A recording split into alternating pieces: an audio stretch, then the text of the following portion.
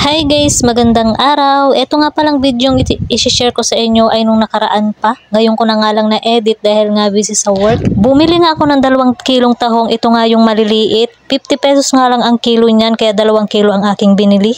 Namimiss ko rin kasi ang mga lutong Bicol kaya ayan bumili nga ako at aking gagataan. Bago nga yan hinimay ni Lola ay nilaga muna nga ayan, hindi ko na nga lang na videohan. At para nga rin mas madali siyang tanggalin sa kanyang shell. At habang hinihimay nga ito ni Lola ay pumunta naman ako dito sa meeting para sa mga beneficiary ng mga estudyante at mga senior citizens at mga PWD. At ayan nga pong nagsasalita, ayan nga po pala ay anak ni Vilma Santos na tumatakbong congressman dito sa Batangas. Siya po si Christian Ryan Santos Recto na tumatakbong congressman dito sa Batangas.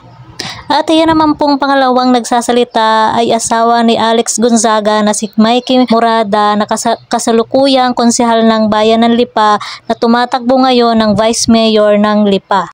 So ayan guys, kaya nga pala ako umattend para nga lang makita to si Mikey at saka si Ryan Christian.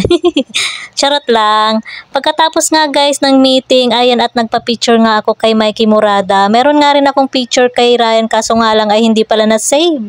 So ayan nga guys, pagka-uwi ko nga sa bahay ay inasikaso ko na nga lutuin itong tahong na ginataan. So guys, ito nga yung pinakamadaling way na ginawa ko. Pwede nga rin igisa yan bago lagyan ng gata.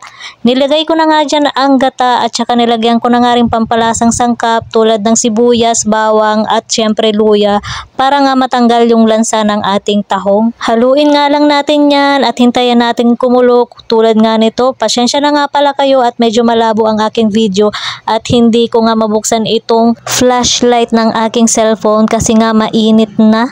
At nung kumulo na nga ay nilagay ko na nga itong tahong na hinimay ni Lola at saka natin siya halu-haluin at hintayin natin ngang kumulo. At saka nga naglagay na nga rin ako dyan ng pamintang durog at nilagyan ko na nga rin dyan ng seasoning. At pagkatapos naman ay haluin natin tong bahagya at tapos sinunod ko na nga rin itong mga siling green. Medyo naparami nga yung paglalagay ko ng siling green kaya naman sobrang anghang kinalabasan ng aking luto. Lalagyan ko pa nga sana yan ng siling labuyo kaso wag na lang at baka hindi na makain. At maya-maya nga lang mga guys at luto na ito at sa mga oras ngang ito nakakatakam na at napakabago nitong aking niluluto. At eto na nga at luto na at nabuhay ko na nga rin itong flash ng aking cellphone at medyo maliwanag na. Hindi ko na nga pinagmantika ang gata niyan dahil nga mas masarap yung may toppings tayo sa kanin. Tara na mga guys at sumandok na kayo dyan ng kanin nyo at samahan nyo na nga akong kumain. Maraming salamat nga pala sa panonood ninyo at sana wag kayong magsawa.